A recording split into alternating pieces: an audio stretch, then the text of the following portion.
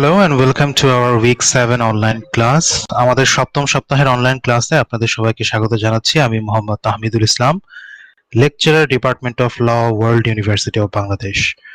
তো আশা করি আপনারা সবাই ভালো আছেন, সুস্থ আছেন। তো আমাদের অনলাইন ক্লাসের উপস্থিতির হার আগের চেয়ে আমি কম দেখছি, তো এটা কিছুটা উদ্বেগজনক। আশা করি অন্যরা খুব শীঘ্রই আমাদের সাথে জয়েন করবেন। তো যেহেতু আমাদের হাতে সময় কম, তো সেক্ষেত্রে আমি আমাদের ক্লাসটা এখনই শুরু করব। আমাদের এই সপ্তাহে আলোচনার বিষয় হচ্ছে টাইপস অফ গভর্নমেন্ট পার্ট 1, যে বিভিন্ন ধরনের সরকার ব্যবস্থা পৃথিবীতে রয়েছে, সেই সরকার ব্যবস্থাগুলো সম্পর্কে আমরা আলোচনা করব এই আগামী যে সপ্তাহগুলো রয়েছে, সপ্তাহগুলোতে। আমরা গত সপ্তাহগুলোতে আলোচনা করেছি আমাদের পলিটিক্যাল যে থিওরিজ গুলো রয়েছে, সেই পলিটিক্যাল থিওরিজ গুলো নিয়ে। আর এই সপ্তাহগুলোতে আলোচনা করব আমরা বিভিন্ন ধরনের সরকার ব্যবস্থা নিয়ে। So in this week we have a lecture, types of government part 1, tribal, theocracy and monarchy. So 3 ধরনের সরকার ব্যবস্থা নিয়ে আমি এই লেকচারে আলোচনা করেছি। আশা করি আপনারা লেকচারটি দেখেছেন। যদি না দেখে থাকেন, অবশ্যই আপনাদেরকে লেকচারটি ভালোভাবে দেখতে হবে এবং বুঝতে হবে।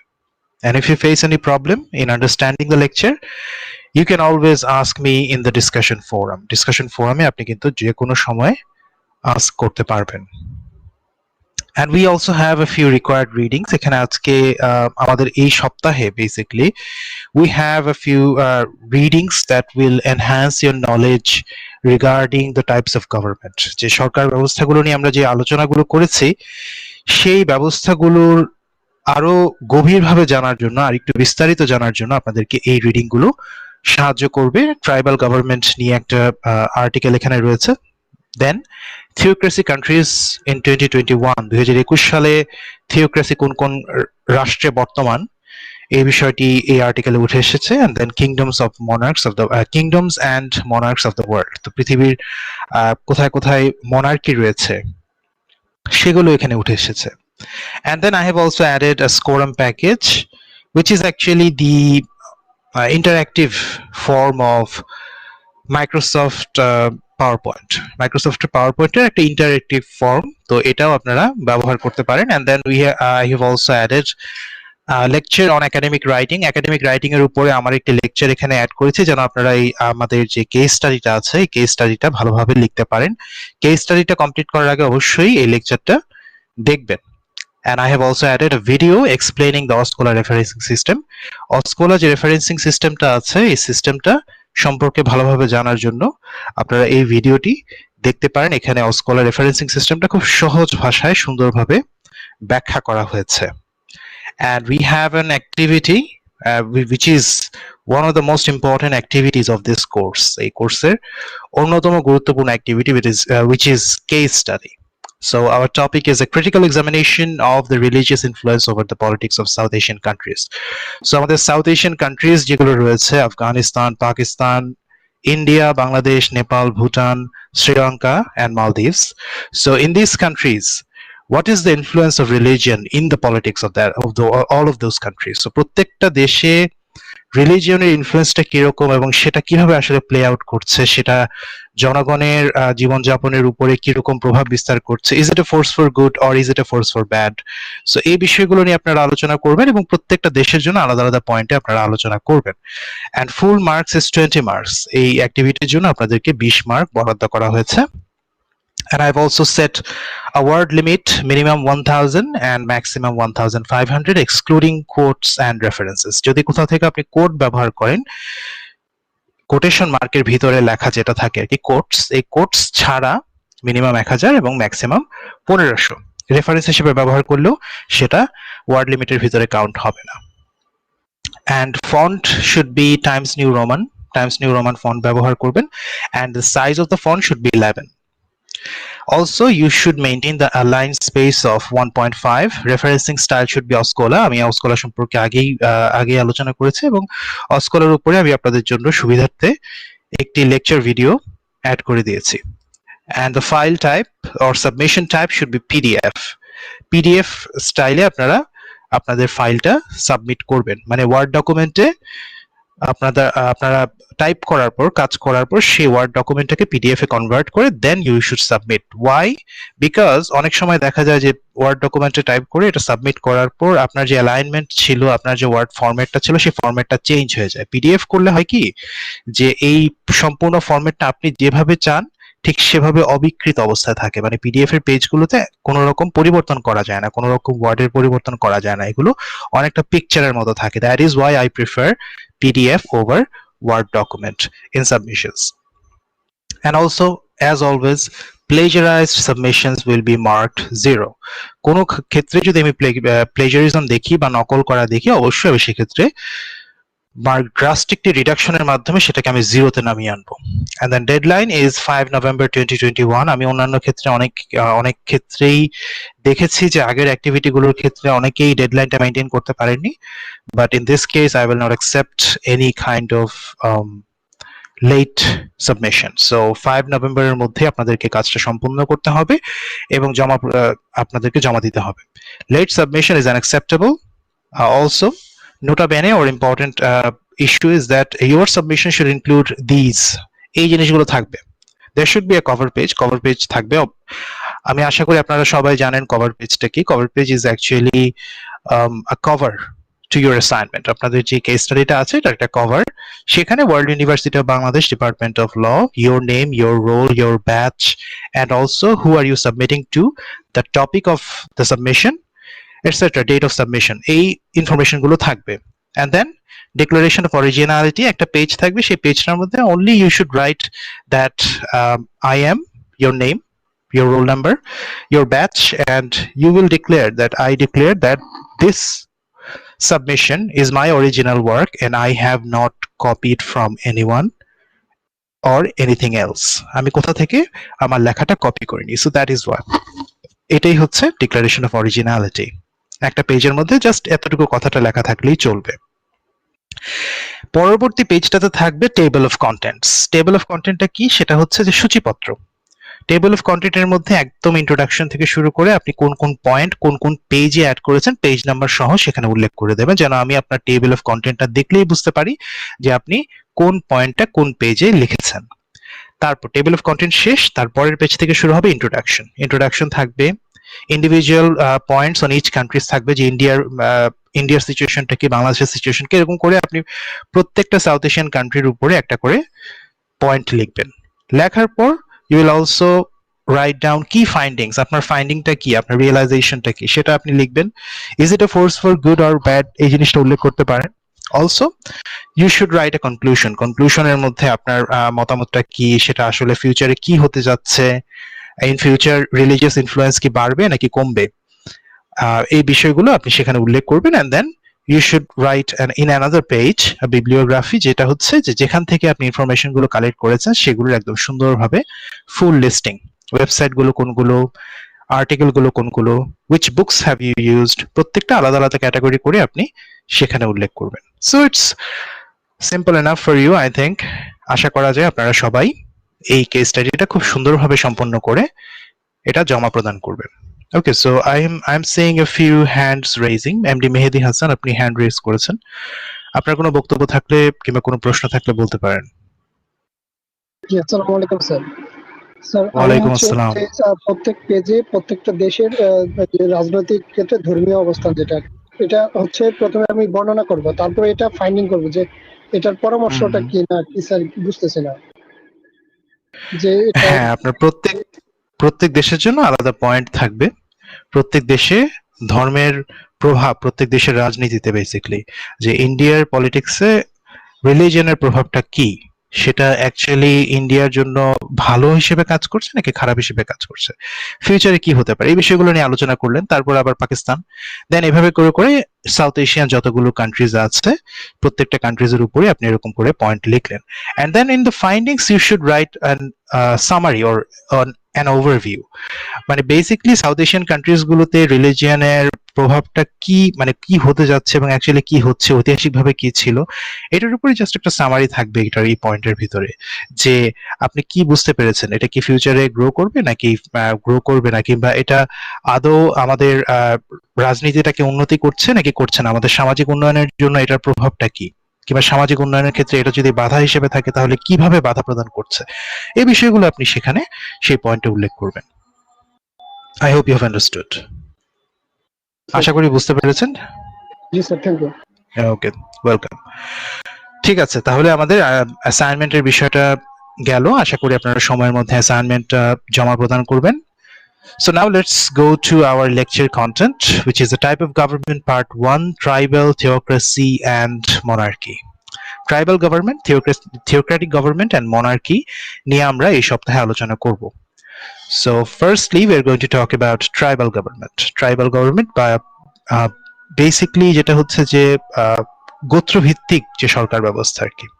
So tribal governments are one of the oldest forms of government on earth. গোত্রভিত্তিক যে রাজনীতিটা আছে সেটা হচ্ছে পৃথিবীতে সবচেয়ে প্রাচীনতম রাজনৈতিক সংগঠন। কারণ আমরা জানি যে মানব ইতিহাসের শুরুর দিকে যখন মানুষ দলবদ্ধভাবে জীবনযাপন করা মাত্র শুরু করলো, সে সময় থেকে কিন্তু তাদের মধ্যে একটা রাজনৈতিক এবং সামাজিক হায়ারার্কি তৈরি হলো। মানে যারা শক্তিশালী ছিল, যাদের গায়ে শক্তি বেশি ছিল, দেখা যেত তারাই কিন্তু বেশি শিকার করতে পারতো এবং তারা সমাজের যে নিয়ম কানুন গুলো রয়েছে, কে কতটুকু খাবার পাবে, কে কখন খাবে, মানে এই বিষয়গুলো, ছোটখাটো বিষয়গুলো এখন মনে হতে পারে, কিন্তু তখনকার সেই সমাজগুলোতে এগুলো ছিল অনেক বড় বিষয়। তো সেই বিষয়গুলো কিন্তু তারাই নিয়ন্ত্রণ করতে পারতো, কারণ তাদের ক্ষমতাটা বেশি ছিল। তো সেই যে তারা নিয়ন্ত্রণ করলো, তারপরে দেখা গেল যে তারা মারা যাবার পর তাদের সন্তানরা তাদের স্থলাভিষিক্ত হলো। এভাবেই কিন্তু আমরা ট্রাইবাল গভর্নমেন্টের ডেভেলপমেন্ট দেখেছি সেই প্রাচীন আমল থেকে। বর্তমান সময়েও কিছু কিছু ক্ষেত্রে এখন পর্যন্ত ট্রাইবাল গভর্নমেন্ট রয়েছে। বাংলাদেশের পার্বত্য অঞ্চলগুলোতে যদি আমরা যাই, সেখানকার যে ক্ষুদ্র ক্ষুদ্র সমাজগুলো রয়েছে, তো সেই সমাজগুলোতেও কিন্তু আমরা দেখি যে সমাজপতি আছেন এবং তাদের বাড়িটা হয় একটু অন্যরকম, একটু আলাদা, এবং সবাই তাদেরকে মান্য করে। তো এই ট্রাইবাল গভর্নমেন্ট সিস্টেমটা কিন্তু আমাদের বাংলাদেশেও ট্রাইবাল যে জনগোষ্ঠীরা যারা রয়েছেন, বিভিন্ন প্রত্যন্ত অঞ্চলে যারা থাকেন, তো তাদের সমাজগুলোতে কিন্তু এই গভর্নমেন্ট সিস্টেম এখন পর্যন্ত রয়েছে। And this is the type of government that is built by the people of a tribe through rituals and cultural norms, and which governs the external relationship between the tribesmen and the outside world. So tribal governmentই হচ্ছে এমন একটা bridge বা সেতুর মতো কাজ করে, যেটা হচ্ছে বাইরের জগতের সাথে ট্রাইবের যেই পিপল রয়েছে, ট্রাইবের যে জনগণ রয়েছে, তাদের একটা যোগসূত্র হিসেবে কাজ করে। এবং পাশাপাশি এই ট্রাইবের ভিতরে যে জনগোষ্ঠী রয়েছে, তারা তাদের সামাজিক ইন্টারঅ্যাকশন গুলো কিভাবে মেনটেন করবে, তাদের মধ্যে বিয়ে কিভাবে হবে, কিংবা তারা ধর্মীয় রীতিগুলো, আচার আচরণ গুলো কিভাবে পালন করবে, কখন পালন করবে, এই সমস্ত বিষয়গুলো কিন্তু ট্রাইবাল গভর্নমেন্টটা কন্ট্রোল করে থাকে। So there is a higher religious and cultural underpinning behind the tribal government. Tribal government তার লেজিটিমেসি কিন্তু ধর্ম এবং সংস্কৃতির মাধ্যমেই পেয়ে থাকে। In the beginning of the human civilization, tribal governments were the only form of government, as human beings were divided into many tribes. Human beings সে সময় অনেক ট্রাইবে বিভক্ত ছিল। সুতরাং সেক্ষেত্রে আমরা দেখেছি যে তখনকার দিনে মানুষের মধ্যে কিন্তু যোগাযোগটা অনেক কম ছিল। হান্টার গ্যাদারের যুগে, এবং অনেক সময় দেখেছি আমরা যে কৃষি যুগেও, যখন কৃষিকার্য শুরু হলো মাত্র, সে সময়েও কিন্তু দেখা গিয়েছে যে ট্রাইবস গুলো আলাদাভাবে বিভক্ত ছিল এবং তাদের মধ্যে কমিউনিকেশনটা কম ছিল। তো সেই কমিউনিকেশনের কম থাকাও যেমন একটা কারণ, পাশাপাশি নিজেদের মধ্যে কোহেশন বজায় রাখার জন্য এবং নিজেদের সমাজটাকে টিকিয়ে রাখার জন্যই সেই ট্রাইবাল গভর্নমেন্টের উৎপত্তি হয়েছে, যে তাদের যে টেরিটরিজ রয়েছে, তাদের যে রিসোর্স রয়েছে, সেগুলোকে কিভাবে ম্যানেজ করা হবে। কারণ ফসল যখন উৎপাদন হয়ে গেল, সেই ফসলটাকে কিন্তু কেটে গ্রামের ভিতরে নিয়ে আসাটাও কিন্তু একজনের কাজ না। আবার তারা যে জমিটা অধিগ্রহণ করেছে, সেই জমিটাও কিন্তু দেখা যেত তখনকার দিনে কিন্তু ব্যক্তি মালিকানার অস্তিত্ব তেমন ছিল না। সবকিছুই ছিল, মানে সমস্ত কিছুর মালিকানাই ছিল তাদের গোত্রীয় মালিকানাধীন। সুতরাং এই যে গোত্রীয় মালিকানাধীন জমি, গোত্রীয় মালিকানাধীন যেই ফসলগুলো রয়েছে, এই ফসলগুলো তারা কিভাবে বন্টন করবে নিজেদের মাঝে, কিভাবে তারা এই ফসল সংক্রান্ত যে কার্যক্রমগুলো রয়েছে, চাষ করার যে কাজগুলো রয়েছে, এগুলো তারা কিভাবে করবে, এই বিষয়গুলোই নিয়ন্ত্রণ করতো তখনকার দিনে ট্রাইবাল গভর্নমেন্ট। তো আমরা এখন পর্যন্ত কিন্তু দেখি যে অ্যামাজনের জঙ্গল থেকে শুরু করে সাহারা মরুভূমির যে ট্রাইবস গুলো রয়েছে, সেখানে এখন পর্যন্ত ট্রাইবাল গভর্নমেন্টের অস্তিত্ব রয়েছে। And nowadays, in extreme rural areas like hills, mountain range, and deep jungles, we can still find traces of tribal governments that run the affairs of the tribes living in those harsh and inhospitable lands. So এখন পর্যন্ত inhospitable যে reason গুলো রয়েছে, সেই reason গুলোতে আমরা আমরা কিন্তু দেখে থাকি যে ট্রাইবাল গভর্নমেন্ট রয়েছে। In the United States of America or USA before the European colonization there were numerous tribes of aboriginals. আমরা জানি যে ইউরোপিয়ানরা স্পেশালি ক্রিস্টোফার কলম্বাস স্প্যানিশ নাবিক, তো তিনি কিন্তু প্রথম ইউরোপিয়ান হিসেবে নর্থ আমেরিকান অঞ্চল যেটা আছে সেটা আবিষ্কার করেছিলেন। তো তিনি আবিষ্কার করার পর ইউরোপিয়ানরা দেখলো যে এখানে বিশাল একটা ভূখণ্ড আছে, এই ভূখণ্ড এখন পর্যন্ত ইউরোপিয়ানরা দখল করতে পারেনি। তো তারা কি করলো, তারা নতুন সমাজ গঠনের ইচ্ছায় অনেক ক্ষেত্রে আবার সেখান থেকে সম্পদ গ্রহণের ইচ্ছায় তারা ইউরোপ থেকে পাড়ি জমালো আমেরিকার উদ্দেশ্যে, এবং পাড়ি জমিয়ে সেখানে এসে তারা দেখলো যে এখানেও কিন্তু তখনও বিভিন্ন ট্রাইবস ছিল যাদেরকে আমরা রেড ইন্ডিয়ানস বলি। রেড ইন্ডিয়ান বিভিন্ন ট্রাইব ছিল এবং তারাও অনেক নিউমেরাস ট্রাইবসে বিভক্ত ছিল। তারা যে এক জাতি হিসেবে, একটা সমাজ হিসেবে এবং একটা সরকার হিসেবে ছিল বিষয়টা তা না, তারা ছিল বিভিন্ন ছোট ছোট ছোট ছোট ট্রাইবে বিভক্ত, এবং সেই ট্রাইবগুলোর মধ্যেও কিন্তু মারামারি যুদ্ধ বিগ্রহ লেগে থাকতো। তো ইউরোপিয়ানরা যখন দেখলো যে না এখানে ছোট ছোট ট্রাইব রয়েছে, তারা কোনো রাষ্ট্র গঠন করেনি, তো তারা এটা সুযোগ গ্রহণ করলো এবং একটা ট্রাইবের বিরুদ্ধে আরেকটা ট্রাইবকে ব্যবহার করে তারা জমি গ্রহণ করা শুরু করলো, কারণ সেই ট্রাইবগুলোর মধ্যে কিন্তু ব্যক্তিগত মালিকানা কিংবা কোনো রাষ্ট্রের কনসেপ্ট ছিল না, তারা সেই কনসেপ্টটা সম্পর্কে অবগত ছিল না। কিন্তু ইউরোপিয়ানরা যারা এসেছিল তারা কিন্তু ব্যক্তি মালিকানা এবং রাষ্ট্র বলতে যে একটা পলিটিক্যাল এন্টিটি রয়েছে সেই বিষয় সম্পর্কে অবগত ছিল এবং তারা সেটাকে ডেভেলপ করেছে। সো সেই জন্য তারা বিভিন্ন অঞ্চলগুলো দখল করার মাধ্যমে তারা নিজস্ব রাষ্ট্র এবং নিজস্ব সরকার ব্যবস্থা সেখানে গঠন করলো এবং বেসিক্যালি তারা রেড ইন্ডিয়ানদেরকে তাড়িয়ে দিল বিভিন্ন জায়গা থেকে। So now the government of the USA recognizes around 550 tribal governments inside its borders and give them autonomy in tax collection, welfare projects, emergency services, etc. So এখন বর্তমান সময়ে আমরা দেখছি যে আমেরিকান গভর্নমেন্ট তারা এখন পর্যন্ত 550টা ইন্ডিভিজুয়াল রেড ইন্ডিয়ান ট্রাইবসকে তারা স্বীকৃতি প্রদান করেছে যে না এগুলো হচ্ছে রেড ইন্ডিয়ান গভর্নমেন্ট, এবং সেগুলোর ক্ষমতা আছে তাদের নিজেদের যে ট্রাইবসম্যান রয়েছে মানে ট্রাইবের মেম্বাররা যারা আছে তাদের মধ্যে থেকে ট্যাক্স কালেক্ট করা, তারপর বিভিন্ন রকম welfare project, for example health care হোক কিংবা সোশ্যাল সিকিউরিটি হোক, যাই হোক না কেন, সো এই ওয়েলফেয়ার প্রজেক্টগুলো মেনটেন করা এবং emergency services, for example fire service, police, so এই ধরনের সার্ভিসগুলো প্রদান করার ক্ষমতা ইউনাইটেড স্টেটস অফ আমেরিকার গভর্নমেন্ট সেই ট্রাইবাল গভর্নমেন্টগুলোকে প্রদান করে থাকে। সো এটা অন্যান্য অনেক দেশেই কিন্তু বর্তমানে নেই। আমরা বাংলাদেশের ক্ষেত্রে এটা চিন্তাও করতে পারি না যে ট্যাক্স কালেকশন অনেক ক্ষেত্রে সেটা আমাদের চুক্তির মাধ্যমে এবং পার্বত্য চট্টগ্রাম আইনের মাধ্যমে করা হয়ে থাকে, কিন্তু ট্যাক্স কালেকশন ছাড়া সিকিউরিটি এবং ওয়েলফেয়ার প্রজেক্টের ক্ষেত্রে বাংলাদেশের ট্রাইবাল গভর্নমেন্ট গুলো এখন পর্যন্ত সেই ক্ষমতা তারা পায়নি। সো এই জন্যই দেখা যায় যে প্রত্যন্ত অঞ্চলগুলোতে, পাহাড়ি অঞ্চলগুলোতে ওয়েলফেয়ার প্রজেক্টের অনেক অভাব রয়েছে, মানে সেখানে কিন্তু সেই রকম চিকিৎসা ব্যবস্থা, শিক্ষা ব্যবস্থা, তারপর যোগাযোগ ব্যবস্থা, এই যে ফ্যাসিলিটি গুলো রয়েছে সেই ফ্যাসিলিটি গুলো থেকে তারা কিন্তু এখনো বঞ্চিত আছে। সো ট্রাইবাল গভর্নমেন্টটা অনেক ক্ষেত্রে প্রয়োজন। কেন প্রয়োজন? কারণ হচ্ছে অনেক দূরবর্তী অঞ্চলে যেখানে আমরা সেন্ট্রাল গভর্নমেন্টের মাধ্যমে ফ্যাসিলিটি গুলো সঠিকভাবে প্রদান করতে পারি না, সেই অঞ্চলগুলোতে আমাদেরকে অবশ্যই ট্রাইবাল গভর্নমেন্টকে এম্পাওয়ার করতে হবে যেন তারা তাদের সেই স্পেসিফিক অঞ্চলের জনগণ যারা রয়েছে তাদেরকে অ্যাসিস্ট করতে পারে বা হেল্প করতে পারে। So generally tribal governments are ruled by a group of elders often called as the council. The head of the group is called chief who has the final say in important decisions and matters of dispute.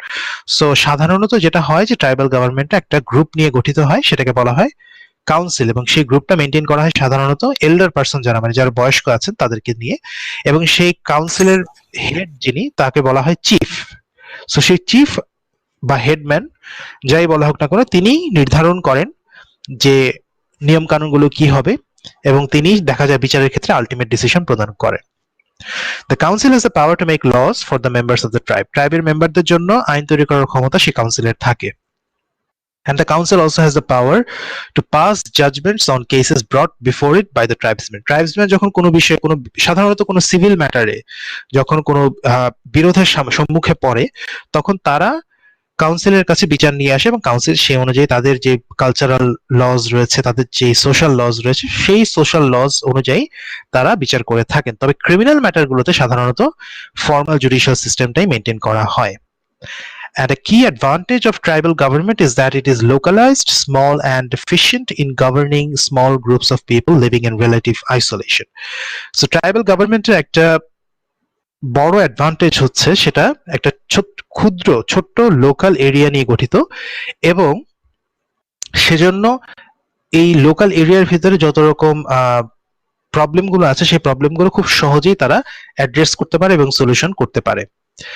আর আরেকটা বিষয় আছে যে সেটা হচ্ছে যে cultural যে ইস্যুটা, কারণ গভর্নমেন্ট যখন সেন্ট্রাল হয় সেটা কিন্তু অনেক ক্ষেত্রে cultural norms, rules, regulations, how people leave, so এই বিষয়গুলো কিন্তু সেন্ট্রাল গভর্নমেন্ট জানে না, এবং তারা সেই কালচার সম্পর্কে অনেক ক্ষেত্রেই অজ্ঞান থাকে, এবং সেক্ষেত্রে দেখা যায় যে তারা যদি কোনো রকম রুলস রেগুলেশন অ্যাপ্লাই করতে চায় সাধারণ জনগণ সেটা মানবে না। বাট সাধারণ জনগণ কোন আইনটা করলে মানবে এবং কিভাবে তাদেরকে পরিচালনা করতে হবে এই বিষয়ে সবচেয়ে বেশি ধারণাই রাখে হচ্ছে ট্রাইবাল গভর্নমেন্ট। সো এটা হচ্ছে তাদের একটা বড় advantage. And disadvantages of tribal government includes corruption, nepotism, টিরানি and incompetence. So corruption তো সব ধরনের সরকার ব্যবস্থাতেই রয়েছে কম বেশি, সো ট্রাইবাল গভর্নমেন্টেও করাপশন রয়েছে। নেপোটিজমটা হচ্ছে আত্মীয় স্বজনকে সুযোগ সুবিধা দেওয়া, নিজের পরিচিত জন, নিজের বন্ধু বান্ধবকে সুযোগ সুবিধা দেওয়া ইলিগালি, যেটা অন্য যে কোনো ব্যক্তি পেতে পারতো। তো এই বিষয়টা কিন্তু যেহেতু পারিবারিক প্রথা অনুযায়ী হেডম্যান হয়ে থাকে এবং কাউন্সিলের মেম্বার কে হবে সেটা হেডম্যান অনেক ক্ষেত্রে নির্ধারণ করেন, তো সেক্ষেত্রে নেপোটিজম হওয়াটা অনেক ক্ষেত্রে স্বাভাবিক, বাট এটা সঠিক নয়। And টিরানি is actually the autocracy of one person. একজন পার্সন যখন তার নিজের ইচ্ছা মতো দুর্বলের উপর অত্যাচার করে সেটাকে আমরা বলি টিরানি। সো দুর্বলের উপর অত্যাচার, এবং সমাজে যারা খারাপ অবস্থানে রয়েছে, দুর্বল অবস্থানে রয়েছে, যারা দরিদ্র, সম্পদহীন, তাদেরকে অনেক ক্ষেত্রে অত্যাচার করা হয়, এবং সেই থেকে ট্রাইবাল গভর্নমেন্টও মুক্ত নয়। অ্যান্ড ইনকম্পিটেন্সের বিষয়টা যেহেতু এখানে সরকার ব্যবস্থাটা কোনো রকম নির্বাচনের মাধ্যমে হয় না এবং কোনো রকম মেরিটের মাধ্যমে হয় না কিংবা কোনো পরীক্ষার মাধ্যমে হয় না, সেক্ষেত্রে বাবার সন্তান যে সরকার পরিচালনায় সম্পূর্ণ যোগ্য হবে বিষয়টা কিন্তু সেরকম না। সুতরাং অযোগ্য ব্যক্তিরাও ট্রাইবাল গভর্নমেন্টে ক্ষমতায় চলে আসে, যে সে সবচেয়ে বয়স্ক এই কারণেই চলে আসলো, কিন্তু বয়স্ক ব্যক্তিরাই যে সবসময় সঠিক সিদ্ধান্ত দিবে বিষয়টা কিন্তু এরকম নয়। তো এই ইনকম্পিটেন্সটাও এখানে একটা বড় disadvantage. So in this picture we are seeing Red Indian tribe doing business or communicating with the European colonial people. So Europe থেকে যারা জাহাজে করে এসেছে আমরা দেখছি যে ছবির বাঁ দিকে তারা আছে, আর ছবির ডান দিকে হচ্ছে রেড ইন্ডিয়ান ট্রাইব। তারা এখানে আদিকাল থেকে বসবাস করছিল এবং তারা তাদের সাথে বিভিন্ন জিনিসপত্র নিয়ে ব্যবসা বাণিজ্য করছে এবং তাদের সাথে যোগাযোগ করছে। তো এই বিষয়টা প্রচলিত ছিল এবং অনেক ক্ষেত্রে তাদের মধ্যে যুদ্ধ বিগ্রহ হয়েছে, এবং যুদ্ধে ইউরোপিয়ানরা বেশিরভাগ ক্ষেত্রেই জয়ী হয়েছে, কারণ তাদের প্রযুক্তিগত অ্যাডভান্টেজ ছিল, তাদের হাতে বন্দুক ছিল এবং অনেক ক্ষেত্রে তারা অনেক সংগঠিত ছিল, যা কিনা রেড ইন্ডিয়ানরা ছিল না। তারা অনেক ছোট ছোট ট্রাইবে বিভক্ত ছিল এবং নিজেদের মধ্যেই তারা অনেক বেশি যুদ্ধ বিগ্রহ করত। সো সেই কারণেই দেখা গিয়েছে যে তারা সংখ্যায় অনেক কমে গিয়েছে এবং বর্তমানে খুব ক্ষুদ্র অঞ্চলগুলোতে তারা অটোনোমাস জোন স্থাপন করে এখন পর্যন্ত আমেরিকার ভিতরে তারা বসবাস করছে। কিন্তু আগে যেরকম নাম্বারে ছিল এবং আগে যেরকম ক্ষমতা ছিল এখন তাদের সেই ক্ষমতা আর আগের মতো নেই। So this is the lecture on tribal government. তো ট্রাইবাল গভর্নমেন্ট নিয়ে এতক্ষণ আমরা যে আলোচনাটা করলাম, এই আলোচনায় কোনো কিছু বুঝতে যদি অসুবিধা হয়ে থাকে তাহলে প্রশ্ন করতে পারেন।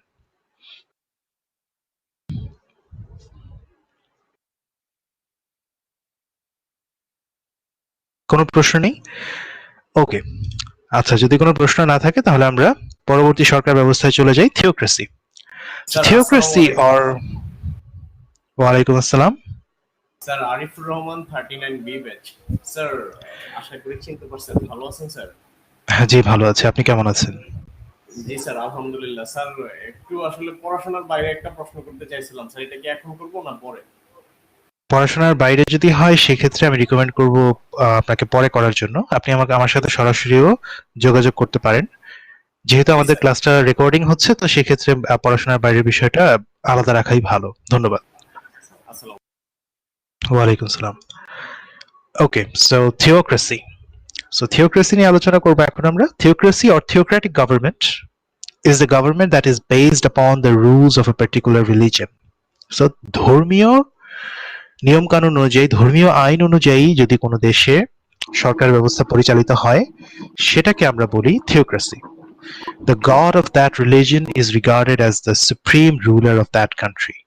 So, theocratic রুলের ক্ষেত্রে আমরা সবসময় যে জিনিসটা দেখব যে যেই দেশে থিওক্রেটিক রুল রয়েছে সেই দেশের সেই থিওক্রেটিক রুলের যে ধর্মটা উপর বেস করে থিওক্রেসিটা প্রতিষ্ঠিত হয়েছে, সেই ধর্মের যে গড রয়েছে সেই গডই হচ্ছে সেই দেশের সুপ্রিম রুলার হিসেবে অর সুপ্রিম অথরিটি হিসেবে বিবেচনা করা হয়। ফর এক্সাম্পল, ইরানের ক্ষেত্রে আমরা দেখেছি যে ইরানে ধর্মীয় আইন রয়েছে এবং সেক্ষেত্রে কিন্তু ইসলামিক ধর্মের গ্রন্থ এবং সেই Islamic rules regulations, everything is used as a supreme rule in that country.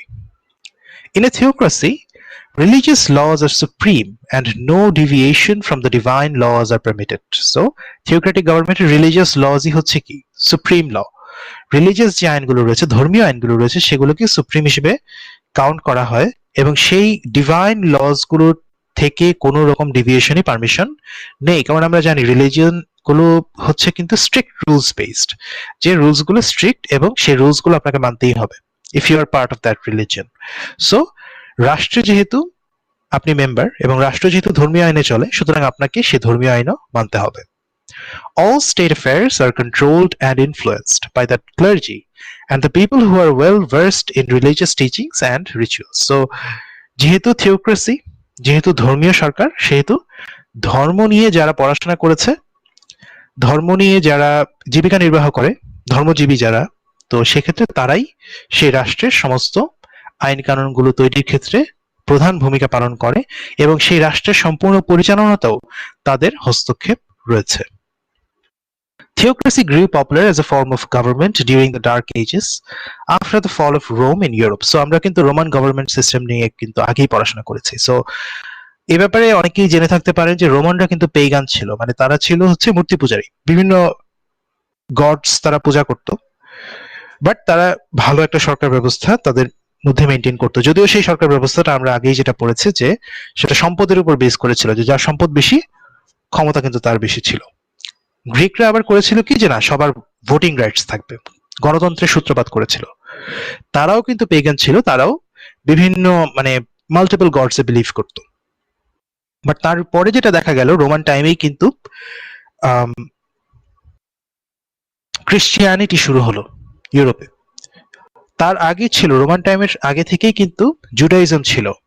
তো জুডাইজম থেকে প্রভাবিত হয়ে ক্রিশ্চিয়ানিটি, রোমের যখন ফল হলো, রোম যখন বিচ্ছিন্ন হয়ে গেল, আলটিমেটলি বিভিন্ন রাজ্যে বিভক্ত হয়ে গেল, তারপরেই ক্রিশ্চিয়ানিটি তখন থেকেই কিন্তু গ্রো করা শুরু করেছে এবং ক্রিশ্চিয়ানিটির উত্থানের সময় থেকেই আমরা দেখেছি যে religious rules or theocratic government সেখান থেকে রাইজ করা শুরু করলো, বিশেষ করে পোপের উত্থানের মাধ্যমে।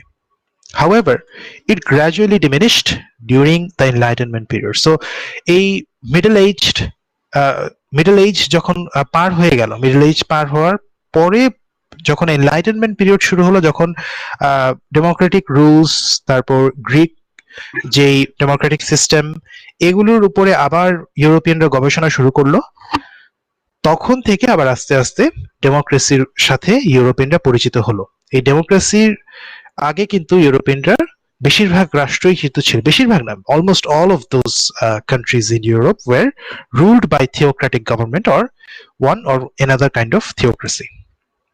So theocracy grew in popular among the general people due to the corrupt practices of their rulers. So kings যারা আগে ছিল, থিওক্রেসির আগে যেই রুলার্সরা আগে ছিল, তারা করাপশনে নিয়োজিত ছিল, মানে বিভিন্ন ভাবে তারা করাপশন করতো এবং নেপোটিজম করতো। তো এই কারণে কিন্তু জনগণ অতিষ্ঠ ছিল সেই সরকারের উপরে এবং সেই রাজার উপরে। তো সেই অতিষ্ঠ অবস্থা থেকে উদ্ধার পাওয়ার জন্য তারা একমাত্র ধর্মকেই দেখেছে। তারা চিন্তা করেছে যে না, ধর্ম এমন একটা বিষয় যে না, কোন একজন ব্যক্তি যখন ধর্ম সম্পর্কে জানবে, সে কোনোভাবেই খারাপ কাজ করতে পারবে না এবং ধর্মীয় বাণী যারা আমাদের কাছে প্রচার করে তারা সবসময় ভালো এবং তারা কোনোভাবেই খারাপ কোনো সিদ্ধান্ত দিবে না এবং তারা সকল জনগণকে সমানভাবে দেখবে। বিকজ জুডাইজম, ক্রিশ্চিয়ানিটি, এই রিলিজন গুলো কিন্তু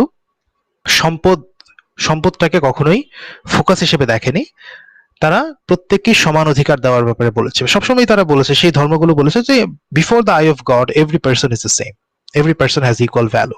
সো ইকুয়াল ভ্যালুর যে এই বিষয়টা সাধারণ জনগণ, বিশেষ করে যারা দরিদ্র, যারা অসহায় ব্যক্তি, তাদের মধ্যে একটা ভালো একটা আলোড়ন সৃষ্টি করেছে। এবং তারা চিন্তা করেছে যে আমরা যদি আমাদের স্রষ্টার চোখে সমান হতে পারি, তাহলে আমরা রাষ্ট্রের চোখে কেন সমান হব না? সো এই কনসেপ্টটা থেকে, এই প্রশ্নটা থেকে কিন্তু তারা চিন্তা করেছে না, আমাদের মধ্যে থিওক্রেসিটা সরকার ব্যবস্থাতে নিয়ে আসতে হবে, যেন আমরা স্রষ্টার চোখেও সমান, আবার রাষ্ট্রের চোখেও সমান হতে পারি। However, theocratic rulers were not exempt from corruption and abuse of power themselves. So, theocratic rulersরা যখন ক্ষমতায় আসলো, যখন ক্লার্জিম্যান ক্ষমতায় আসলো, যখন চার্চ ক্ষমতায় চলে আসলো, তখনও কিন্তু জনগণের ভাগ্যের তেমন পরিবর্তন হয়নি। কারণ হচ্ছে, যখন রাজনৈতিক ক্ষমতা যখন তারা হাতে পেয়ে গেল, তখন তাদের হাতে ক্ষমতাটা অনেক বেশি চলে আসলো। কারণ ধর্মীয় ক্ষমতা আছে, আবার রাজনৈতিক ক্ষমতা আছে। সুতরাং তারা যদি কোনো অন্যায়ও করতো, সে অন্যায়টাকে কাউন্টার দেওয়ার মতো আর কেউ ছিল না। আগে তো ছিল হচ্ছে যে ক্লার্জিম্যান অর দ্য চার্চ, রাজা যদি কোনো অন্যায় কাজ করত, তাহলে সেটাকে যেভাবেই হোক জনগণের মাঝে সচেতনতা তৈরি করার মাধ্যমে সেটাকে বাধা দিতে পারতো। কিন্তু চার্চের হাতেই যখন সমস্ত ক্ষমতা, রাজনৈতিক ক্ষমতা, তখন চার্চ যদি কোনো অন্যায় করে, সেই ক্ষেত্রে আর সেটাকে বাধা দেওয়ার মতো কোনো ব্যক্তি কিংবা কোনো প্রতিষ্ঠান অবশিষ্ট রইল না। In theocracy, there is no distinction between church and state. So আমরা কিন্তু বর্তমান ডেমোক্রেটিক রুলস, ডেমোক্রেটিক সিস্টেমে একটা জিনিস দেখে থাকি যে there is a distinction between church and the state. রাষ্ট্র এবং ধর্মীয় প্রতিষ্ঠান সবসময় আলাদা থাকবে। এটাই হচ্ছে আধুনিক গণতন্ত্রের মূল কথা। রাষ্ট্র থাকবে রাষ্ট্রের জায়গায়, ধর্মীয় প্রতিষ্ঠান থাকবে ধর্মীয় প্রতিষ্ঠানের জায়গায়। ধর্মীয় প্রতিষ্ঠান শুধুমাত্র তাদের যে মেম্বার রয়েছে, সেই মেম্বারদের ওয়েলবিংটাই দেখবে। সমগ্র রাষ্ট্রের ওয়েলবিং দেখার প্রয়োজন এবং অধিকার কোনোটাই তাদের নেই। এবং ব্যক্তিগত কোনো বিষয় ছাড়া ধর্মীয় প্রতিষ্ঠান অন্য কোনো বিষয়ে কাউকে ইনফ্লুয়েন্স করতে পারবে না। এটা হচ্ছে আমাদের আধুনিক গণতন্ত্রের মূল কথা। তবে থিওক্রেটিক রুলস এর ক্ষেত্রে বিষয়টা সম্পূর্ণ ডিফারেন্ট। থিওক্রেটিক রুলস বলে যে ধর্মীয় প্রতিষ্ঠানের একটা দেশের রাজনৈতিক সমস্ত কিছু নিয়ন্ত্রণ করবে, এবং একটা দেশ কিভাবে চলবে, সেই দেশের জনগণ সেই ধর্মের অংশ হোক না হোক, ইট ডাজন্ট ম্যাটার, সেই ধর্মীয় আইন অনুযায়ী তাদেরকে চলতে হবে। The church is in control of the state in a theocratic government. The ancient Egyptian civilization, which started from 301,000 and which ended roughly in 322 BC or before Christ, মানে যীশু খ্রিস্টের জন্মের 3100 বছর থেকে 322 বছর পর্যন্ত এই ইজিপশিয়ান সিভিলাইজেশন ছিল।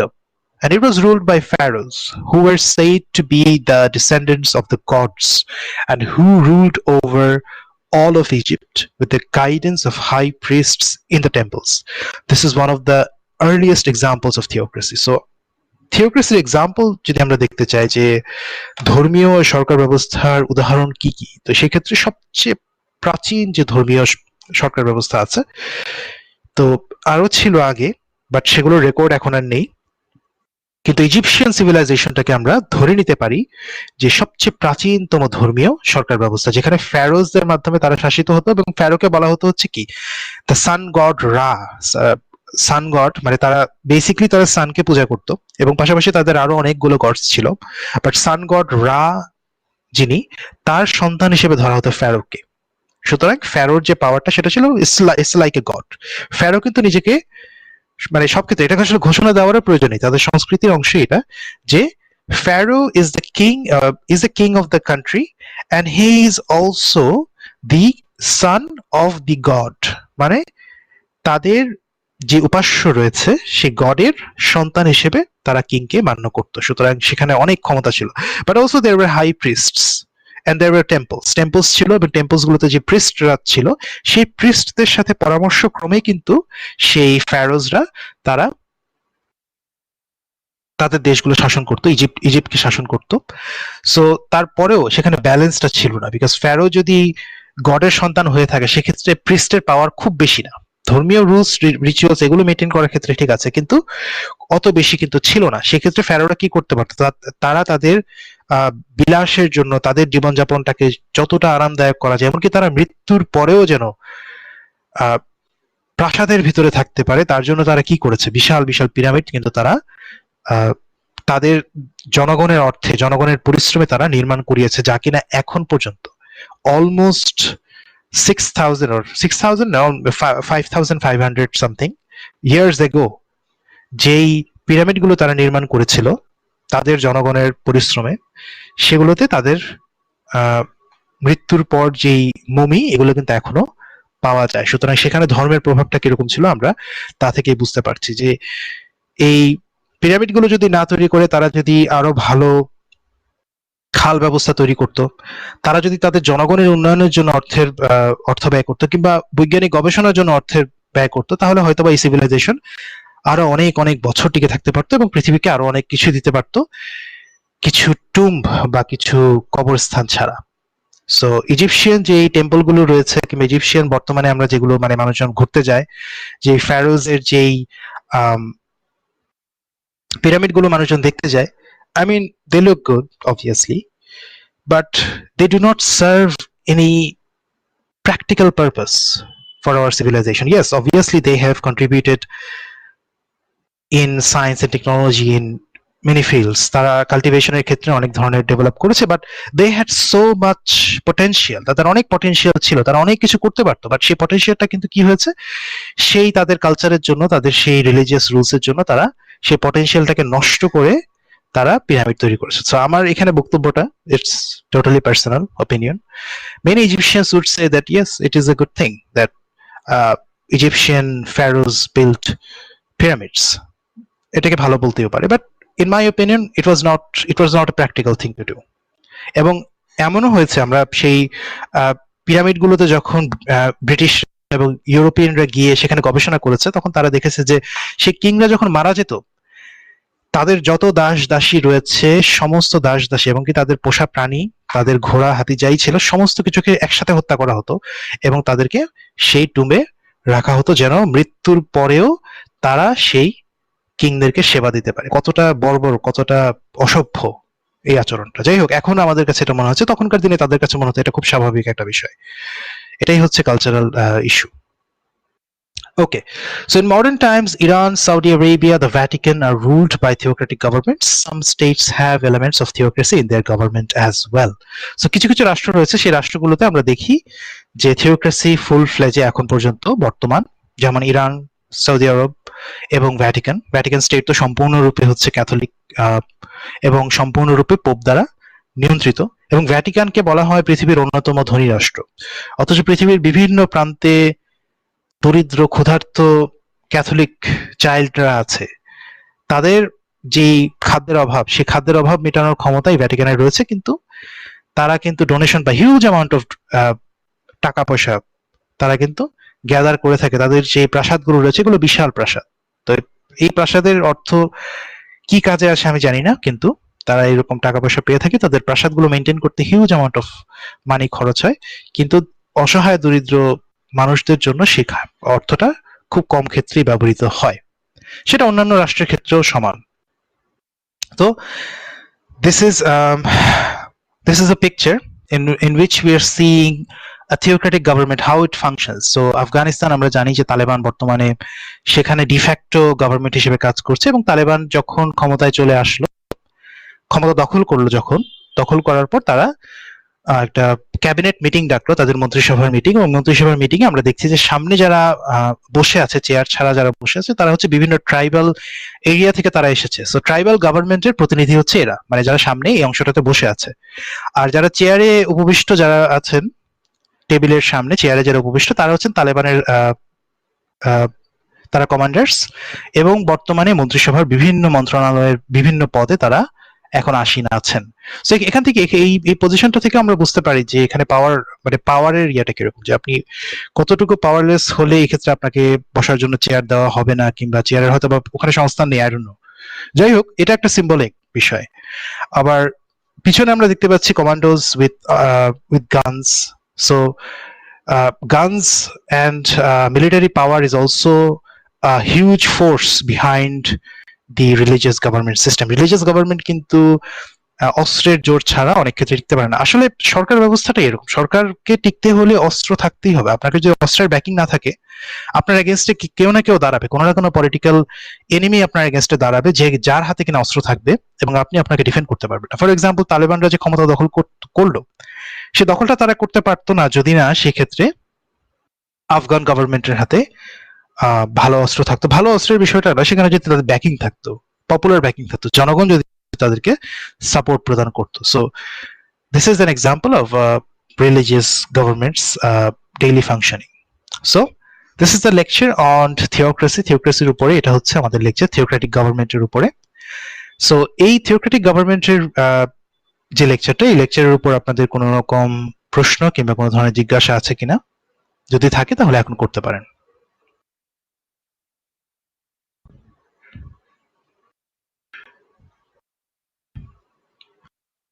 No question? ওকে, ঠিক আছে। যদি কোনো প্রশ্ন না থাকে অসুবিধা নেই, পরবর্তীতে যদি কোনো প্রশ্ন অ্যারাইজ করে, you can always use our discussion forum, you can send me an email. আপনি আমাকে ইমেইলও পাঠাতে পারেন, কিংবা ডিসকাশন ফোরামে যতবার ইচ্ছা প্রশ্ন করতে পারেন, it doesn't matter. Okay, so now let's talk about monarchy.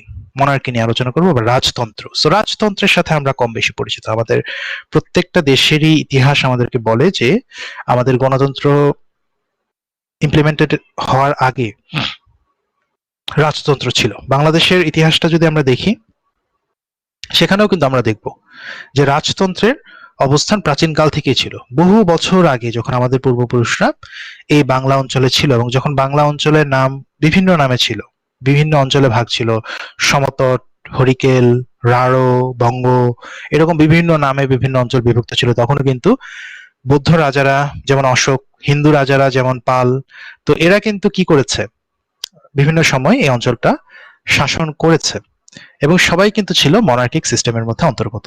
তবে সেটাকে অনেক ক্ষেত্রে থিওক্রেসিও বলা যেতে পারে, বিকজ থিওক্রেসি এবং মনার্কির সম্পর্ক হচ্ছে দে গো হ্যান্ড ইন হ্যান্ড, পাশাপাশি চলে।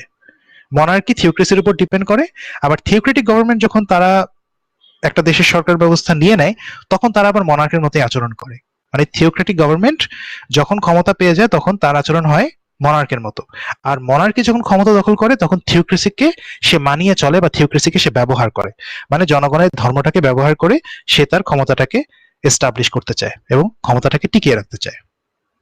So monarchy is the rule by a single person, usually called as the king or queen, who gets his or her title through hereditary means or through conquest. So আপনি একটা রাজ্য দখল করবেন, সেটার জন্য আপনার কি প্রয়োজন? সৈন্য সামন্ত প্রয়োজন। আপনি সৈন্য সামন্ত নিয়োগ করলেন, নিয়োগ করে আপনি যুদ্ধ করলেন অন্য একটা রাজ্যের বিরুদ্ধে, যুদ্ধ করে সেই রাজ্যটাকে দখল করলেন, দখল করার পর সেই রাজ্যের রাজা হিসেবে নিজেকে ঘোষণা করলেন। এভাবেই আপনি রাজা হতে পারবেন। আবার আপনি যখন সেই রাজ্যটা আপনার জীবদ্দশায় শাসন করলেন, শাসন করার পর আপনার সন্তান হলো, এবং আপনি যখন মারা যাবেন, মারা যাওয়ার পর আপনার সন্তান সেই রাজ্যটার শাসনভার পেয়ে যাবে এবং সে কিং হিসেবে স্থলাভিষিক্ত হবে। এটাই হচ্ছে মনার্কির general rule. In a monarchy, the monarch or the king is the supreme authority in all matters of the state, and its people are mere subjects to his or her whims. So monarchyর ক্ষেত্রে রাজাই হচ্ছে সর্বোচ্চ। রাজা আইন তৈরি করতে পারে, আইন অনুযায়ী বিচার করতে পারে, আইন পরিবর্তন করতে পারে, এবং রাজা যে কোনো বিষয়ে যে কোনো ব্যক্তিকে শাস্তি প্রদান করতে পারে, কিংবা যে কোনো বিষয়ে আদেশ প্রদান করতে পারে। সেক্ষেত্রে সাধারণ জনগণের কোনো কিছুই বলার নেই। রাজা যদি হঠাৎ করে আপনাকে বলে যে আপনি আমাকে যেভাবে হোক অপমান করেছেন, আপনার মৃত্যুদণ্ড হোক, রাজার লোকজন, রাজার সেনাবাহিনী আপনাকে আটক করবে এবং আপনাকে মৃত্যুদণ্ড দিয়ে দেবে। সাধারণ জনগণ, অন্যরা কেউ কিছু বলবে না, আপনিও কিছু বলতে পারবেন না। বিষয়টা কিন্তু অনেকটা এরকমই। সো রাজার যে ক্ষমতা, সেটা সবসময় একটা মনার্কিতে absolute. Monarchs seek legitimacy through the use of religion and culture of the people they rule over. Therefore, monarchs have always tried to appease or to control the arts and cultures of the religious groups of their state. So প্রাচীনকালের যে রাজারা ছিল, রাজা বাদশাহ যাদেরকে বলা হয়, এমনকি মুঘল আমলে যে মুঘল সুলতানরা ছিলেন এবং মুঘল কিংস, বাবর, হুমায়ুন, আওরঙ্গজেব, আকবর, সো তারা যারা ছিলেন, তাদের রাজসভার দিকে যদি আপনি তাকান, সেখানে আপনি দেখতে পারবেন যে ধর্মীয় যারা প্রতিনিধি ছিল, হিন্দু ধর্ম, বৌদ্ধ ধর্ম, তারপর হচ্ছে যে জৈন ধর্ম, শিখ ধর্ম, তারপর মুসলিম ধর্ম, প্রত্যেকটা ধর্মেরই রিপ্রেজেন্টেটিভসরা এবং প্রত্যেকটা ধর্মের যারা পপুলার পার্সন ছিল, মানে পপুলার ইমাম, তারপর পপুলার পুরোহিত যারাই ছিলেন, তাদেরকে কিন্তু রাজসভায় একটা পজিশন দেওয়া হতো এবং তাদেরকে মাসোহারা দেওয়া হতো, মানে বেতন দেওয়া হতো আর কি বেসিক্যালি। কেন? কারণ তাদেরকে হাতে রাখতে হবে। তারা যদি আমার বিরুদ্ধে জনগণকে ফুসলিয়ে দেয়, তাহলে তাদের ওই জনগণকে কন্ট্রোল করা আমার জন্য কঠিন হয়ে যাবে। আমি তাদের কাছ থেকে খাজনা আদায় করতে পারবো না, এবং আমার সেনাবাহিনী নিজেদের জনগণকে রক্ষার মানে নিজেদের জনগণের হাত থেকে আমাকে রক্ষার জন্যই ব্যস্ত থাকবে। মানে বহিঃশত্রু যারা, অন্য রাজ্য, তখন আমাকে কিন্তু এই সুযোগে আক্রমণ করবে এবং আমি আমার রাজ্য হারাবো।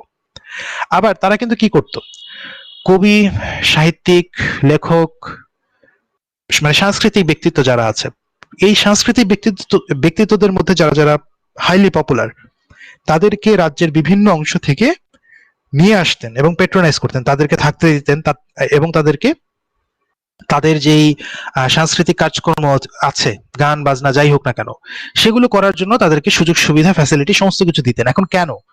সেটা কিন্তু এমন না যে না, রাজা খুব মানে কালচারটাকে খুব খুব পছন্দ করেন, বিষয়টা কিন্তু এরকমও।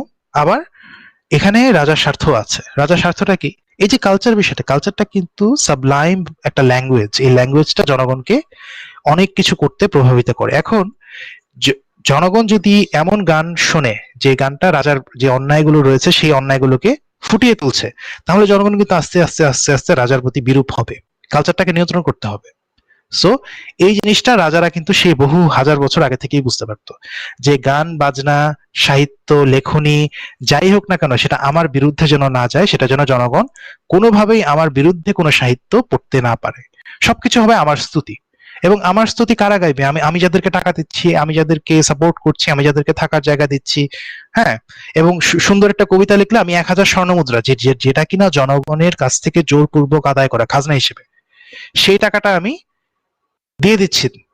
সো দেওয়ার ফলে কি হচ্ছে, জনগণ যদি সেই গানটা শোনে কিংবা সেই লেখাটা পড়ে, বেশিরভাগ ক্ষেত্রেই তো জনগণ কি ছিল, মানে অশিক্ষিত ছিল, কিন্তু তারা যখন শুনতো সেই গান কবিতাগুলো, তখন তারা ভাবতো যে না, যে আমাদের রাজা তো অনেক ভালো, তাই না? বিষয়টা এরকম যে আমাকে মিডিয়াটাকে কন্ট্রোল করতে হবে। So control of media is not actually a new thing.